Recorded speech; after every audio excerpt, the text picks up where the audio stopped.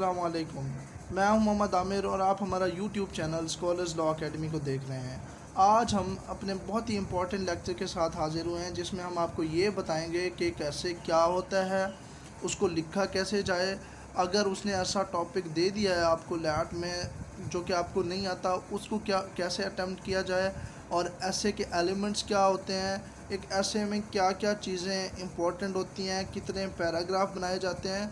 तो इन सब चीज़ों को जानने के लिए आप हमारी ये वीडियो एंड तक देखिएगा और इसे स्किप मत कीजिएगा। लेकिन इससे पहले मेरी आपसे छोटी सी गुजारिश है, अगर आपने अभी तक इस चैनल को सब्सक्राइब नहीं किया तो इसको सब्सक्राइब करके बेल आइकन को प्रेस कर लें, ताकि आपको हमारे हर नोटिफिकेशन मिलते रहें। प्लस इन लेक्चर्स को लैट के स्टूडेंट्स के साथ ज़्यादा से ज़्यादा शेयर करें। तो हम अगर देखें तो ऐसे किसको कहते हैं? ऐसे होता है a piece of writing on a subject. किसी भी टॉपिक के ऊपर आप कोई अपनी राइटिंग करते हैं, उसके ऊपर लिखते हैं, उसको ऐसे कहते हैं। अच्छा, ऐसे को लिखा कैसे जाए? सबसे पहले तो आपको मैं ये बता दूं, आपको जो भी आज तक ऐसे आते हैं वो आपकी सराउंडिंग से रिलेटेड, सोसाइटी से रिलेटेड ही होते हैं, जो आपने सोसाइटी में चीज़ें ऑब्ज़र्व की होती हैं। लेकिन आप उनके ऊपर लिख इसलिए नहीं पाते क्योंकि आपने उनको केयरफुली या तो ऑब्ज़र्व नहीं किया होता, या अगर ऑब्ज़र्व किया होता है तो आपके पास वर्डिंग नहीं होती उनको डिमॉन्स्ट्रेट करने के लिए। तो इसका आसान सा हल ये है कि आप अपनी ऑब्ज़र्वेशन तो स्ट्रॉन्ग रखें ही रखें, लेकिन आपने अपनी वर्डिंग किस तरह से इम्प्रूव करनी है वो मैं आपको बता देता हूँ। उसके लिए आपने अखबारात का मुताला करना है, किसी भी अच्छी किताब का मुताला करना है, ताकि उससे आपको अच्छे से अच्छे अल्फाज मिलें और आप उन्हीं अल्फाज को अपने ऐसे में यूज़ करके बहुत ही अच्छा बना के आएँ। तो ऐसे में सबसे पहले इम्पॉर्टेंट चीज़ क्या है वो हम ये बता देते हैं आपको। वो है माइंड मैप बनाना। जैसे आप देख सकते हैं, आपको पता होगा कि आपके घर में या आपके किसी भी जगह पे कोई मकान बनता है, तो पहले पहले उसका एक नक्शा बनाया जाता है कि इस मकान में इतने कमरे होंगे, इसमें यहाँ पे वॉशरूम्स होंगे, यहाँ पे किचन्स होंगी।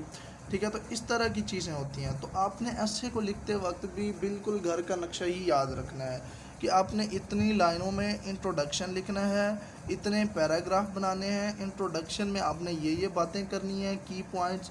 और आपने अपनी कॉजेज़ में, अगर लाइक कोरोना के ऊपर ऐसे आ जाता है, तो कॉजेज़ में आपने ये चीज़ें बतानी है कि क्यों फैला, किस वजह से फैला। और आपने इफ़ेक्ट बताना है कि उसका इफ़ेक्ट क्या हुआ पाकिस्तान के ऊपर, सेहत के ऊपर, इकोनॉमी के ऊपर, एजुकेशन के ऊपर। फिर आपने कंक्लूजन बतानी है कि कंक्लूजन ये है कि इसको अब हम ख़त्म किस तरह से कर सकते हैं, कि मास्क वेयरिंग होनी चाहिए, हुकूमत को क्या करना चाहिए, हम क्या किरदार अदा कर सकते हैं। ये तो हो गई माइंड मैपिंग की मिसाल में आपको। अच्छा, अगर आपको ऐसे फिर भी नहीं आता, आपने देखा है वो ऐसे आपको नहीं आता, तो फिर आप क्या करें? फिर आपको अपने आप से सवालात करने होते हैं। कोरोना वायरस के ऊपर ऐसे आ गया आपके पास, आप अपने आप से सवाल करें कि ये क्या है। ठीक है, व्हाट इज़ दिस। आपको पता चलेगा ये एक वायरस है। पता कैसे चला? आपने न्यूज़पेपर पे पढ़ा, न्यूज़ पे सुना, आलमी मीडिया पे सुना। इसलिए मैं कह रहा हूँ कि अखबारात का मुताला लाजमी करें, कोई अच्छी किताब लाजमी पढ़ें, ताकि आपकी ऑब्ज़र्वेशन स्ट्रॉन्ग हो। ठीक है, और जो भी चीज़ें ऑब्ज़र्व करें उनको केयरफुली ऑब्ज़र्व किया करें। ठीक है बेटा। तो आपने अपने आप से पूछा व्हाट इज़ कोरोना। ठीक है, ये तो आपको जवाब मिल गया, अपने आप से ही जवाब मिलता है। ठीक है, उसके बाद आपने पूछा हाउ हैज़ इट स्प्रेड, कि ये फैला कैसे है। ठीक है, and why it has spread, कि ये क्यों फैला है। ये हमारी केयरलेसनेस की वजह से फैला है। हमने जो है ना फ़्लाइट्स बंद नहीं की, हमने मास्क वेयरिंग नहीं की, तो वो फैल गया। तो अच्छा चलें, अब ये फैल तो गया है, अब इसको सद्देबाब क्या है, इसका सोल्यूशन क्या है, हम किस तरफ जाएं, इसको किस तरह से हम जो है ना अब हल करें, ताकि ये हमारी चीज़ें दोबारा दोबारा हमें हर्ट ना करें। तो उसके लिए वैक्सीनेशन है, मास्क वेयरिंग है, हैंड सैनिटाइजेशन है। तो ये सारी चीज़ें आपको कैसे पता चली? अपनी ऑब्जर्वेशन से ही पता चली हैं बेटा। तो चलते हैं हम अपने नेक्स्ट स्लाइड की तरफ। नेक्स्ट स्लाइड में हमने ये दिखा हुआ है कि आपने आंसर करना है उन क्वेश्चंस को अकॉर्डिंग टू योर नॉलेज। ये मैंने आपको पहले ही बता दिया है, मैंने अपने नॉलेज के मुताबिक कोरोना के आंसर कर दिए हैं आपको।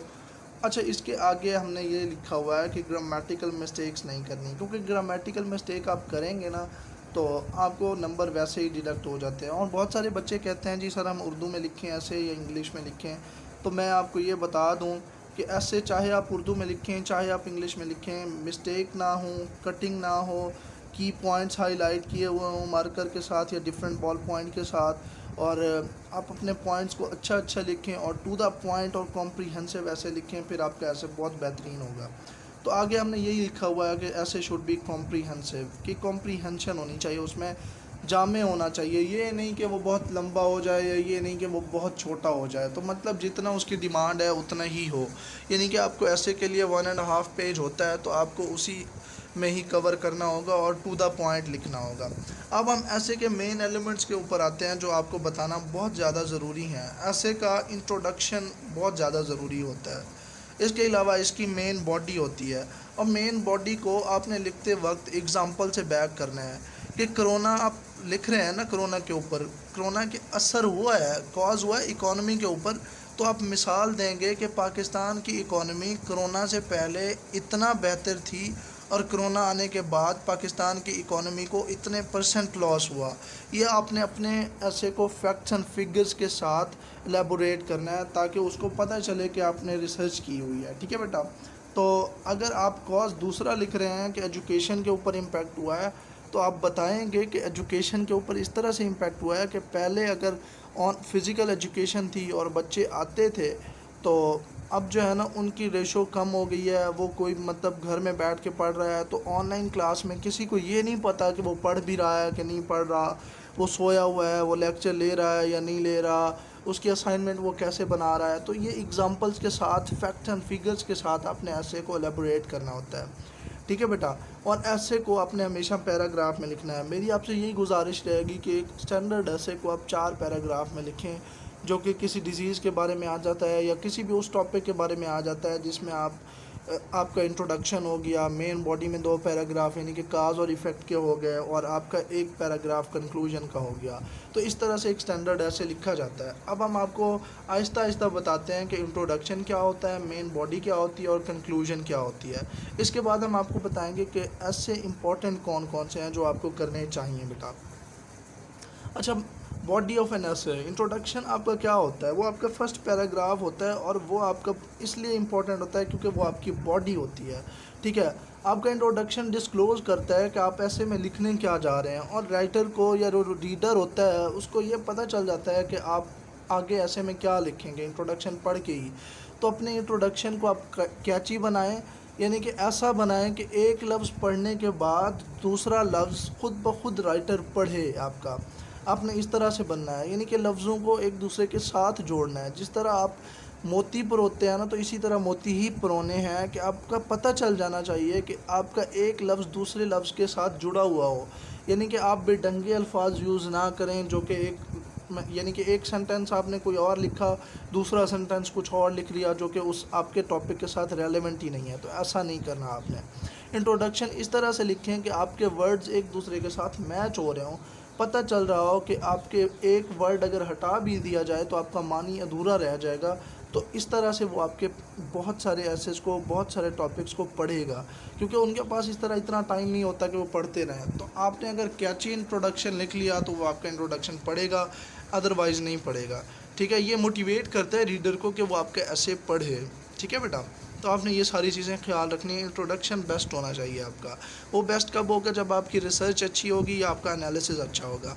इसके बाद है मेन बॉडी। अब मेन बॉडी क्या होती है? वो सोल होती है। जैसे हमारी रूह है ना, हमारी रूह नहीं है तो हमारी ज़िंदगी ही नहीं है। इसी तरह ऐसे में अगर मेन बॉडी नहीं है, यानी कि कॉज और इफ़ेक्ट का पैराग्राफ नहीं है या उसका मेन थीम नहीं है, तो वो ऐसे किसी काम का नहीं है।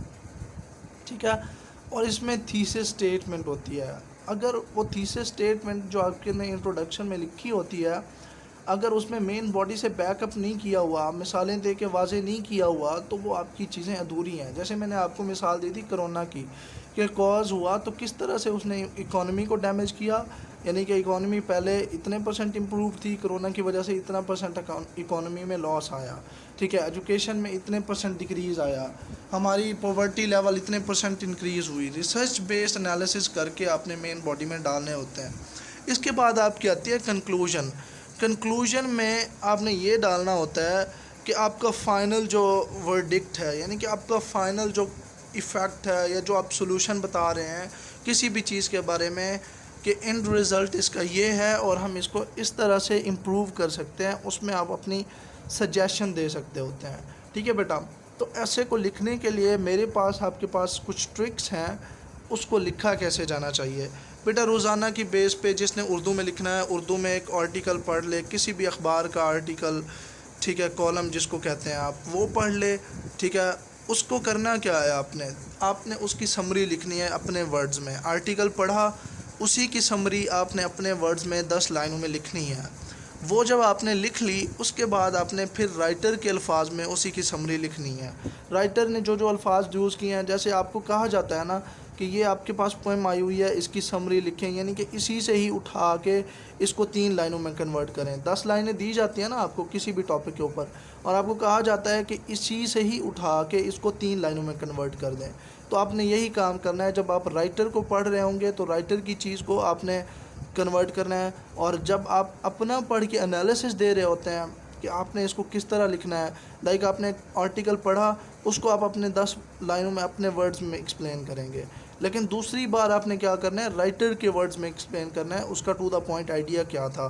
پھر دونوں کو کمپیئر کرنا ہے کہ میری ورڈنگ کیسی تھی اور رائٹر کی ورڈنگ میں کیا چیز ہے جو زیادہ نمایاں ہو رہی ہے اور اس کا ایسے زیادہ اچھا بن رہا ہے۔ تو اس طرح سے آپ اپنی رائٹنگ سکلز کو امپروو کر سکتے ہیں، پلس اس میں مسٹیک کوئی نہ ہو، اور اگر آپ اردو لکھتے ہیں تو اردو بے ڈھنگی نہ ہو، اس میں 1-2 کوٹیشن بھی آپ ایڈ کر سکتے ہیں، حوالہ جات بھی ایڈ کر سکتے ہیں، اپنے ایسے کو اپنے فیکٹس اینڈ فگرز کے ساتھ بیک کرنا ہوتا ہے بیٹا، ٹھیک ہے۔ تو یہ چیزیں ہوتی ہیں جو آپ کے ایسے کو بہت زیادہ پرومیننٹ بناتی ہیں، ٹھیک ہے۔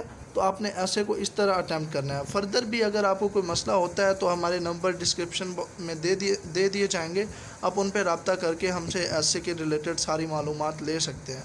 تو اب ہم چلتے ہیں موسٹ امپورٹنٹ ایسیز کے اوپر۔ موسٹ امپورٹنٹ ایسیز میں آپ کے پاس impact of corona on economy, education and life style, ٹھیک ہے، اور need of peace. Need of peace کیوں ہم نے دیا ہے؟ کیونکہ یہ افغانستان میں ایشو چلا ہوا ہے، تو شاید کرنٹ افیئر کے اوپر یہ ایسے آ جائے۔ اور importance of technology in human life.